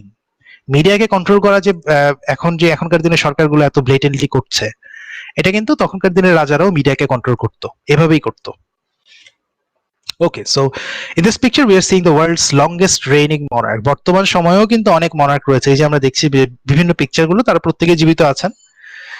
So এর মধ্যে থাইল্যান্ডের রাজা ভূমিবল, তিনি 69 বছর যাবত ক্ষমতায় আছেন। তারপরে হচ্ছেন কুইন এলিজাবেথ টু, ইংল্যান্ডের রানী, তিনি আছেন 63 বছর যাবত।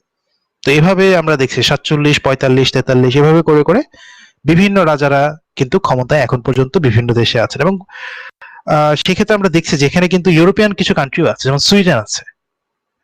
আমাদের জন্য এই বিষয়টা অনেক অবাককর বিষয় যে সুইডেনের মতো একটা রাষ্ট্র যেখানে ভোটিং হয়, যেখানে পার্লামেন্ট আছে, সেখানেও কিন্তু রাজা আছে। আবার ইংল্যান্ডের মতো রাষ্ট্র যেখানে পার্লামেন্ট আছে, basically the country is controlled by the parliament, but in that country the king or the queen is a titular head, মানে হচ্ছে জাস্ট শো এর মতো, যে তাদের ক্ষমতা খুবই খুবই খুবই সীমিত, মানে বলতে গেলে তাদের রাজনৈতিক কোনো ক্ষমতাই নেই। তারা অনেকটা সেলিব্রিটির মতো জীবনযাপন করে, যে সাধারণ জনগণ তাদেরকে মান্য করে, শ্রদ্ধা করে, কিন্তু তাদের আসলে কোনো ক্ষমতা নেই। মূল ক্ষমতা কিন্তু পার্লামেন্টের হাতে। সো ইউরোপিয়ান কান্ট্রিগুলোতে যেই রাজারা আছেন, ফর এক্সাম্পল এমনকি জাপানেও যেই কিংশিপ রয়েছে, সেই কিংশিপের পাওয়ার আসলে খুব একেবারেই নেই বলতে গেলে। সেখানকার যে পার্লামেন্ট রয়েছে সেই পার্লামেন্টের অনেক বেশি পাওয়ার। আবার আরব কান্ট্রিগুলোর দিকে যদি দেখি, আরব কান্ট্রিতে যেই কিংসরা আছেন তাদের আবার ক্ষমতা অনেক বেশি, কারণ সেখানে পার্লামেন্টের অস্তিত্ব নেই, সেখানে কোনো ভোটিং এর অস্তিত্ব নেই। So nowadays, Western monarchies are mostly symbolic, with little to no political and judicial power. However, in the old ages, monarchs had the supreme power to enact laws and adjudicate based on those laws. So প্রাচীনকালে তাদের অনেক ক্ষমতা ছিল, কিন্তু আস্তে আস্তে ক্ষমতা কমে কমে কমে কমে বর্তমানে সেটা পার্লামেন্টের হাতে এসেছে। এবং পার্লামেন্টে কারা আলটিমেটলি নির্বাচিত হন? পার্লামেন্টে নির্বাচিত হন সাধারণ জনগণের মধ্য থেকে যারা পপুলার, তারাই। Monarchs usually inherited vast regions of kingdom, which was impossible for one man or woman to rule directly. So রাজ্য ব্যবস্থার দিকে যদি আমরা তাকাই, অন্ততপক্ষে আমরা যদি বাংলাদেশ কিংবা আমরা যদি আমাদের প্রাচীন যে মুঘল আমলের দিকে তাকাই, মুঘল আমলেও কিন্তু মুঘলরা কিংবা মুঘল কিং দিল্লি থেকে পুরো বাংলা এবং পুরো যে ইন্ডিয়ার যে অঞ্চলগুলো রয়েছে সমস্ত অঞ্চল কিন্তু একজন রাজার পক্ষে কন্ট্রোল করা সম্ভব না। সো সেক্ষেত্রে তারা কি করত? The king and the queen appointed trusted administrators for different regions, মানে সুলতান হিসেবে বা অ্যাডমিনিস্ট্রেটর হিসেবে, পরিচালক হিসেবে তারা বিভিন্ন অঞ্চলে তাদের পরিচিত মানুষজন, বিশেষ করে তাদের আত্মীয়জন মানে আত্মীয় স্বজন এবং তাদের বন্ধু বান্ধব যারা ছিল তাদেরকে বিভিন্ন অঞ্চলে অ্যাডমিনিস্ট্রেটর ও সুলতান হিসেবে তারা নিয়োগ প্রদান করতো। এবং বাংলা অঞ্চলে অনেক সুলতান এসেছে এবং সুলতানরা এসে এসে বিভিন্ন সময় তারা কিন্তু মুঘলদের বিরুদ্ধে বিদ্রোহ করেছে। বিদ্রোহ করার মানে কি? বিদ্রোহ করার মানে হচ্ছে যে এখান থেকে খাজনা নিয়ে তারা আর মুঘল যে কিং, সেই কিং এর কাছে তখন আর খাজনা দেয়নি এবং বলেছে যে আমরা স্বাধীন, মানে স্বাধীনতা ঘোষণা করা। স্বাধীনতা ঘোষণা করলে কি হয়েছে? মুঘলরা আবার সেনাবাহিনী পাঠিয়েছে এই অঞ্চলটা উদ্ধার করার জন্য। তো এরকম বিভিন্ন সময় বিভিন্ন রকম যুদ্ধ বিগ্রহ, এটাই ছিল আমাদের প্রাচীনকালের যে ইতিহাসের একটা বড় অংশ। Monarchs usually had a group of councils called ministers. তো এই যে মন্ত্রিসভা কিংবা যে মন্ত্রী শব্দটা, এই মন্ত্রী শব্দটা কিন্তু সে রাজার আমল থেকেই ছিল। রাজারা সব বিষয়ে এক্সপার্ট ছিল না, সুতরাং এক্সপার্ট ব্যক্তিদেরকে তারা মন্ত্রী হিসেবে নিয়োগ করত, উজির নাজির যাই হোক না কেন, who were expert in different fields of administration and who provided opinions to the king or queen in matters of importance. Important matter গুলো যেমন ইকোনমি, ইনফ্রাস্ট্রাকচার যাই হোক না কেন, ট্যাক্স কালেকশন, এই বিষয়গুলো নিয়ে এক্সপার্ট ব্যক্তিরা যারা ছিল তারা রাজাকে তাদের অপিনিয়নটা দিত এবং সেই অপিনিয়নের উপর বেস করে রাজা চাইলে সেই সিদ্ধান্ত নিতে পারত, না চাইলে সেই সিদ্ধান্তটা নাও নিতে পারত। সো এটা হচ্ছে আমাদের মনার্কির উপর lecture. So I hope you have understood the lecture. যদি কোনো প্রশ্ন থাকে করতে পারেন।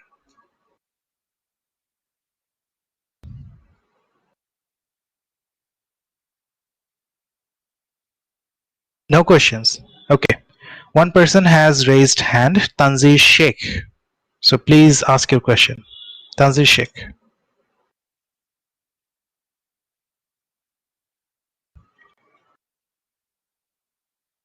তানজির শেখ, আপনাকে মনে হয় আপনার আনমিউট করা আছে, না মিউট করা আছে, আপনি আনমিউট করুন। আচ্ছা, আপনি হেডফোনের মাধ্যমে শুনছেন, আপনার স্পিকার নেই, এজন্যই আপনি কোনো প্রশ্ন করতে পারছেন না।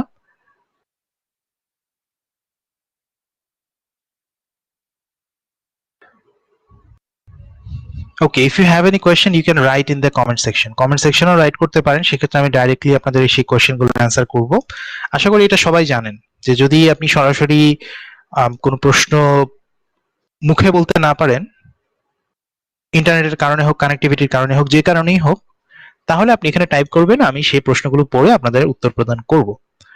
আর ক্লাসের পরেও যদি আপনাদের কোনো প্রশ্ন অ্যারাইজ করে, do not worry, you have the option to ask in the discussion forum. Discussion forum এ আপনারা অবশ্যই কমপক্ষে একবার পার্টিসিপেট করবেন, কমপক্ষে একবার, এবং বেশি হলে আরো ভালো। আপনাদের যদি কোনো প্রশ্ন থাকে অবশ্যই সেই প্রশ্নগুলো এই ডিসকাশন ফোরামটাতে করবেন, আমি সেগুলো দেখে আপনাদের অ্যান্সার প্রদান করব। So if anyone else have any okay, Tanzir Sheikh. 56 এর স্যার থিওক্রেসিটা স্যার একটু শর্ট ডেফিনিশন করে দিলে একটু ভালো হতো। আচ্ছা, theocracy definition. So if I have to say a definition of theocracy, I'd say that theocracy is the rule of a particular religion where the religious person becomes the ruler of that country and the religious laws are supreme laws of that country. মানে ধর্মীয় আইন এবং ধর্মীয় ব্যক্তিত্ব দ্বারা শাসিত একটি সরকারকে আমরা বলবো থিওক্রেটিক গভর্নমেন্ট। থিওক্রেটিক গভর্নমেন্টে এই দুইটা হচ্ছে সবচেয়ে কমন জিনিস, যে দেশের জন্য সর্বোচ্চ আইনটা হবে ধর্মীয় আইন আর দেশের শাসক হবে একজন ধর্মীয় ব্যক্তি। মানে একটা দেশে যদি ক্রিশ্চিয়ানিটি হয় তার সুপ্রিম রিলিজিয়ন এবং ক্রিশ্চিয়ানিটির রুল দ্বারা সেই দেশটা পরিচালিত হয়, সেক্ষেত্রে একজন ক্রিশ্চিয়ানকেই কিন্তু সেই দেশের রুলার হতে হবে। So the same goes for Islam, Buddhism and all other religion. So অন্যান্য রিলিজনের ক্ষেত্রেও একই জিনিসটাই প্রযোজ্য। Saiful Azad has raised his hand. Please ask any question if you have. আপনার যদি কোনো প্রশ্ন থাকে কিংবা কমেন্ট থাকে বলতে পারেন। সাইফুল আজাদ।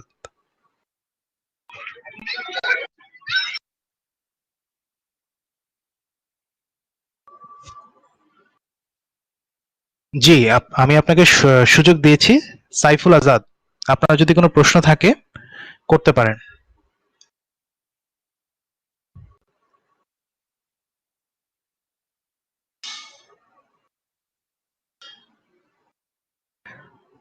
ওকে, তানজির শেখ বলুন। থিওক্রেসিটি কি স্যার অনেকটা একনায়কতন্ত্র শাসকের মতো?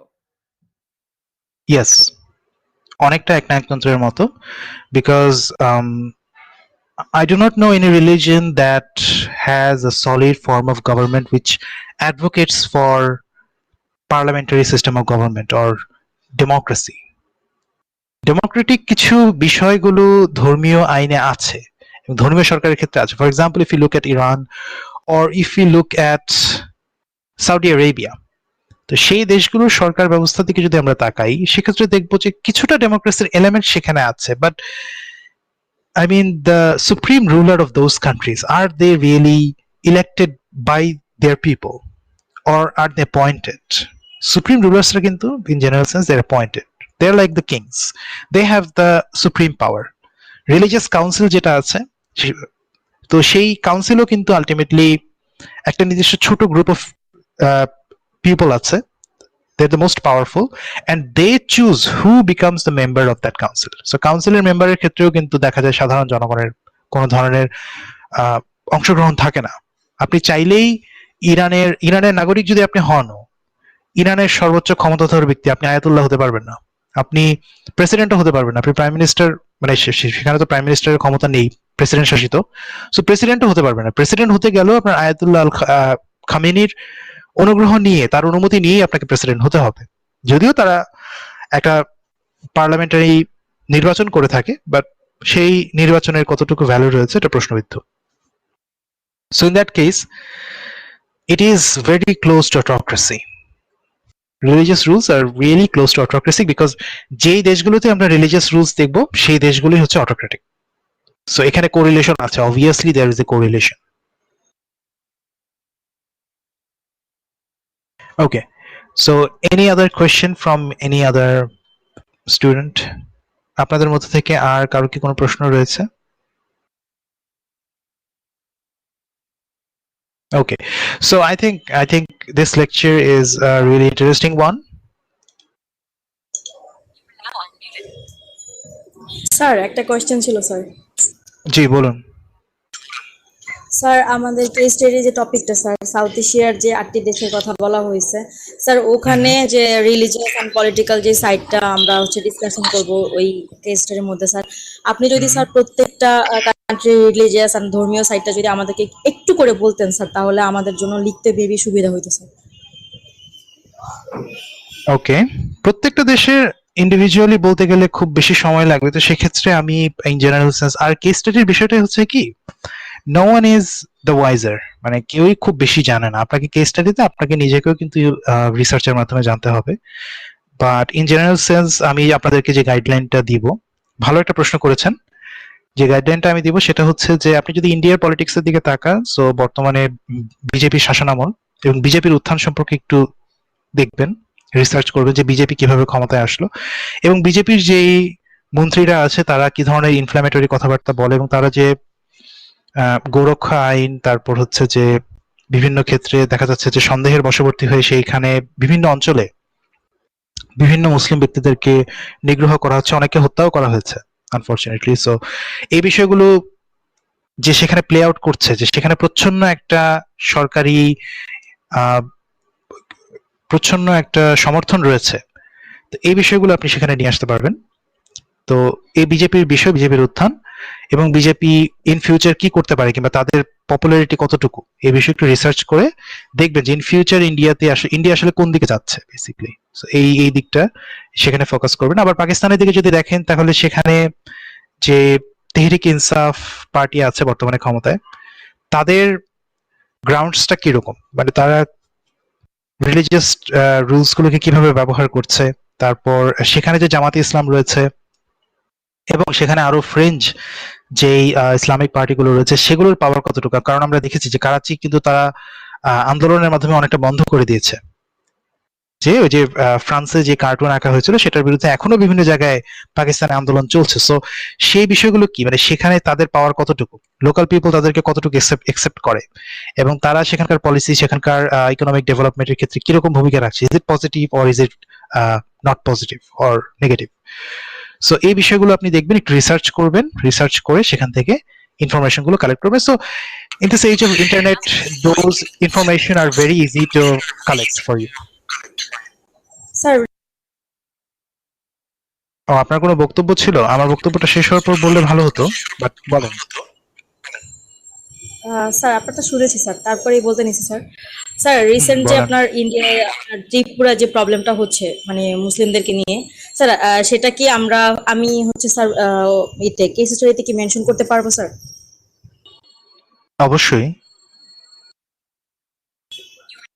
মানে জি স্যার, থ্যাংক ইউ স্যার। রিলিজিয়নের যেই প্রভাবটা আছে সরকার পরিচালনার ক্ষেত্রে, সেই বিষয়ে যদি কোনো কোনো ইনফরমেশন রেলেভেন্ট হয় অবশ্যই আপনি সেটা ব্যবহার করবেন, এবং নিউজ সোর্স থেকে আপনি বেসিক্যালি সব ইনফরমেশন গুলো পাবেন। জি sir, okay, thank you sir. Sir আরেকটা বিষয় স্যার, বলুন। স্যার আমাদের যে মিয়ানমারে যে প্রবলেমটা হচ্ছে মুসলিমদেরকে নিয়ে স্যার, ওই কান্ট্রি Well, থেকে যে বাংলাদেশে Myanmar is পাঠায় not দেওয়া- actually a part of South Asia. South Asia part হিসেবে আমরা যদি সেটাকে গ্রহণ করি, সেক্ষেত্রে আপনি আরেকটা কান্ট্রি হিসেবে সেটাকে অ্যাড করতে পারেন। জি sir, thank you. Okay, so country wise যদি আমরা চিন্তা করি, Afghanistan, Pakistan, India, Nepal, Bhutan, Sri Lanka, Bangladesh and Maldives, এই 8টা স্যার দেশ। সার্কের মধ্যে যে 8টি দেশ আছে ওগুলা স্যার। ইয়েস, সার্কের যে 8টি দেশ রয়েছে সেই 8টি দেশ নিয়ে আপনাদের ইন্ডিভিজুয়াল প্রোফাইল হবে। জি স্যার, থ্যাংক ইউ স্যার। আসসালামু আলাইকুম। ওকে, ওয়েলকাম। ওয়ালাইকুম সালাম। আচ্ছা, সরি। তো এভাবেই আপনারা প্রত্যেকটা দেশেরই যে সিচুয়েশনটা রয়েছে, তাদের পলিটিক্সটা কিরকম, এবং সেই পলিটিক্সটার মধ্যে তাদের পপুলেশনে যে রিলিজনটা রয়েছে সেই রিলিজনের প্রভাবটা কি, সেটা বর্তমানে কি অবস্থায় আছে, অতীত ইতিহাসটা কি ছিল, এবং ফিউচারে কি হতে পারে, এই বিষয়গুলো আপনারা আপনাদের এই কেস স্টাডিতে উল্লেখ করবেন। Okay, so I hope you will have an interesting time and you will have an enlightening time. মানে অনেক কিছু জানতে পারবেন, অনেক কিছু বুঝতে পারবেন, একটা দেশের সমাজ ব্যবস্থা, একটা দেশের উন্নয়ন, একটা দেশের ফিউচার প্রজেকশনটা তার পলিটিক্সই কিন্তু অনেক ক্ষেত্রে ডিসাইড করে থাকে। সো পলিটিক্সের উপরই আলটিমেটলি অন্যান্য সবকিছু ডিপেন্ড করছে। তো সেই ক্ষেত্রে এই বিষয়টা সম্পর্কে আমাদের জানতে হবে, বিশেষ করে আমরা যেহেতু সাউথ এশিয়ান একটা কান্ট্রি, সো সেই ক্ষেত্রে আমাদের নেইবারিং কান্ট্রিজ গুলোর কি সিচুয়েশন, পাশাপাশি আমাদের দেশের ইন্টারনালি আমাদের সিচুয়েশনটা কি, সেই বিষয়ে আমাদেরকে রিসার্চ করতে হবে এবং জানতে হবে। আশা করা যায় আপনারা এর থেকে অনেক কিছু শিখতে পারবেন, এবং আপনাদের লেখা পড়েও আমি অনেক কিছু শিখতে পারবো। সো আশা করা যায় একজন আরেকজনকে কোনোভাবেই ইনফরমেশন দিয়ে সাহায্য করবেন না, এটা হচ্ছে individual assignment. So you have to write your own words and you have to research on your own sake. ঠিক আছে, আপনাদের নিজেদের কাজ নিজেদেরকে রিসার্চ করতে হবে। আপনাদের কাজ জমা দেওয়ার পরও অন্য কারো কাছে আপনাদের কাজ দিবেন না, বিকজ দেওয়ার পর সে যখন জমা দিবে তার লেখাটা দেখার আগে আপনার লেখাটা যে দেখবো, বিষয়টা কিন্তু এরকম না যে আপনার লেখাটা দেখে আমি মার্ক দিয়ে দিব, তার লেখাটা আমি নকল পেয়ে তাকে না হয় মার্ক না দিলাম। আপনি হয়তো বা এটা ভাবতে পারেন, কিন্তু বিষয়টা হচ্ছে যে কোন লেখার সাথে যদি মিল পাই তাহলে আমি আগের লেখাটা বের করে সেটাকেও আমি প্লেজারিজম হিসেবে ধরবো, এবং সেটারও মার্ক আমি 0 করব। সো কোনোভাবেই অন্য কাউকে নিজের লেখা দিবেন না। Okay, I hope you have understood, and you have also understood the lecture content, I think. And if you face any problem regarding understanding the lecture, you can ask in the discussion forum. So I hope in the next class more of you will join. অনেক কম student এখানে কিন্তু এসেছে। আমাদের যত student রয়েছে সবাইকে আমি recommend করব যেন ক্লাসে আসে, কারণ মার্কিং এর ভয় দেখিয়ে আমি চাই না কাউকে ক্লাসে নিয়ে আসতে। আমি চাই আলোচনার জন্য, এবং আমি চাই ভালো একটা লেকচার এবং অনেক কিছু জানার জন্য আপনারা ক্লাসে আসেন। So I hope that more of you will come in the class. Habibur Rahman, জি বলুন। আসসালামু আলাইকুম স্যার, আমি অনেক লেটে জয়েন করে ফেলেছি স্যার, রাস্তা একটু জ্যাম ছিল। তো স্যার আমার প্রশ্ন হচ্ছে স্যার, আমরা যদি নেট থেকে ইনফরমেশন গুলা কালেক্ট করি তাহলে তো সিমিলারিটি হতেই পারে স্যার। এটা তো নেটে তো আর এক এক নেটে এক এক রকম না। আমরা যদি নেট থেকে ইনফরমেশন গুলা নেই তাহলে তো ম্যাক্সিমামই একরকম হয়ে যাবে। ম্যাক্সিমাম একরকম হয়ে যাবে। দেখেন, ইনফরমেশন কিন্তু দুই রকমের। একটা হচ্ছে ফুল written information. For example,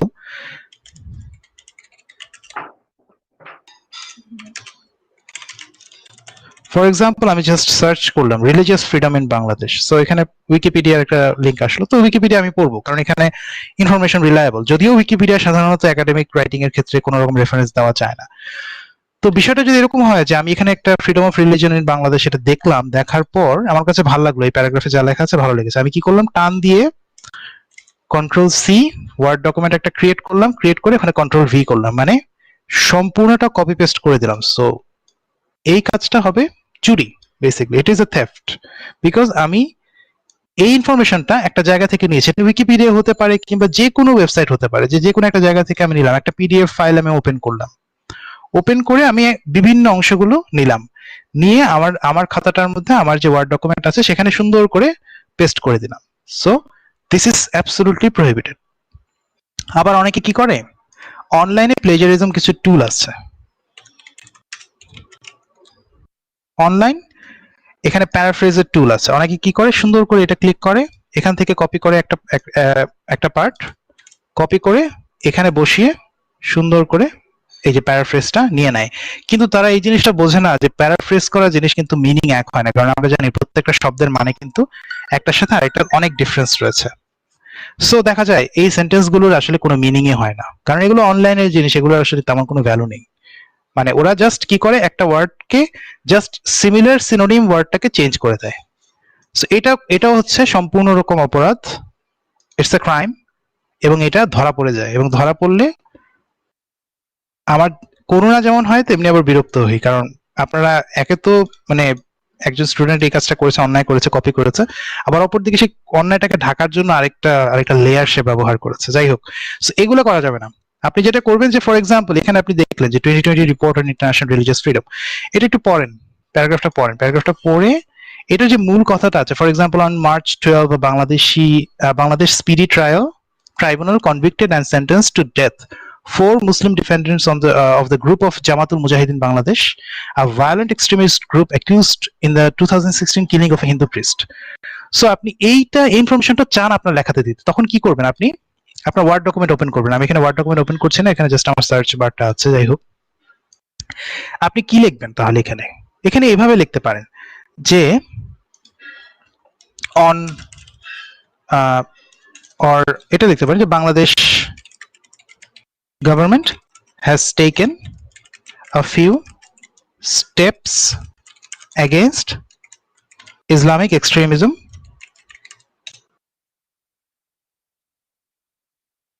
by sentencing 4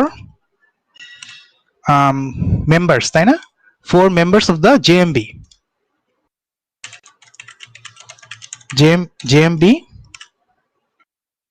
to what?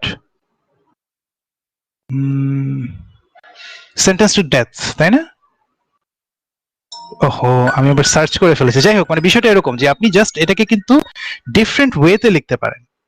So there are many ways to write. আবার লেখাটার পর কি করবেন, সেখানে একটা ছোট্ট করে একটা রেফারেন্স দিয়ে দিবেন যে এখান থেকে যে কালেক্ট করেছেন না, এই যে লিংকটা আছে, এই লিংকটা সেখানে আপনি কিন্তু রেফারেন্স হিসেবে পরবর্তীতে ব্যবহার করবেন, এমনকি টাইটেল সহ, যে এটা কোন টাইটেল, এটা কে পাবলিশ করেছে, যে এই যে US embassy in Bangladesh publish করেছে, টাইটেলটা কি, 2020 report on international religious freedom of Bangladesh, link থাকবে, এইখানে কে প্রকাশ করেছে থাকবে, টাইটেলটা কি এটা থাকবে, আবার আপনি কবে কালেক্ট করেছেন, এটা কবে প্রকাশিত হয়েছিল, যদি এখানে ইনফরমেশন থাকে। ফর এক্সাম্পল আমি এখানে সার্চ করছি যে এই লেখাটা কবে প্রকাশ হয়েছে, যদি লেখাটা কবে প্রকাশ হয়েছে থাকে, যেমন এই যে যেমন 16 মে 2021, এটা থাকবে, আবার আপনি কবে কালেক্ট করেছেন লাস্টে এটাও থাকবে। সো সমস্ত ইনফরমেশন যখন থাকবে তখন এই লেখাটা হবে আপনার পারফেক্ট। আর যদি ইনফরমেশন কোনোটা গ্যাপ থাকে, সেক্ষেত্রে আপনার লেখাটা হবে imperfect and plagiarised. I hope you have understood, বুঝতে পেরেছেন আশা করি। ঠিক আছে, সো ইন্টারনেট থেকে কালেক্ট করার যে বিষয়টা বললেন, স্যার এভাবে যদি কালেক্ট করেন, আমি যেভাবে বলেছি, it is always legal. But এছাড়া যদি অন্যান্য কোনো ওয়েতে কালেক্ট করেন, কপি পেস্ট করে ফেলেন, that will not be legal. আরেকজন লিখেছেন তারেক আবেদিন সিরাজি, কপি করে যদি রেফারেন্স দেই, না, কপি করে কোনো মতে reference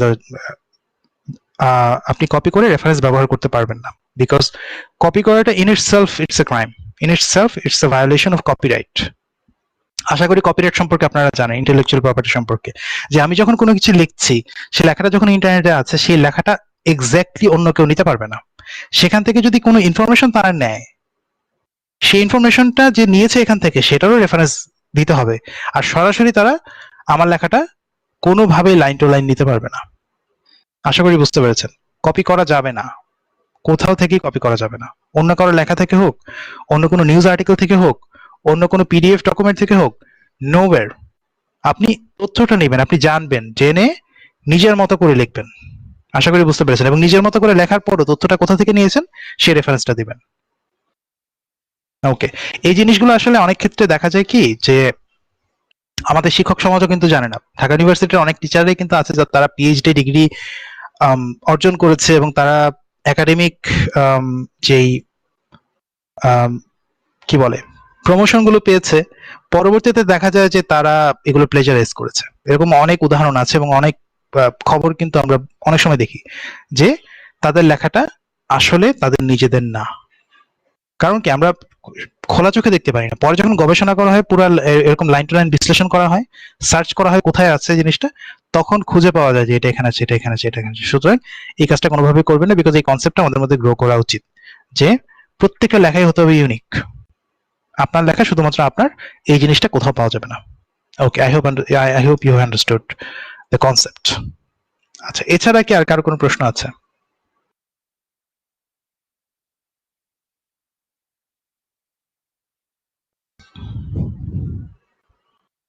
Okay, so thank you so much for participating in today's class, and I hope you will encourage others to participate in the future classes as well, and you will also be present in the future classes, because there are not a lot of students here, even though there are a lot of enrolled students. অনেকে কিন্তু enrolled but তারা online ক্লাসে উপস্থিত হচ্ছে না। তো সেই ক্ষেত্রে আমি চাই আপনারা সবাই অনলাইন ক্লাসগুলোতে উপস্থিত হন। So thank you for participating, and I hope to see you all in the next class.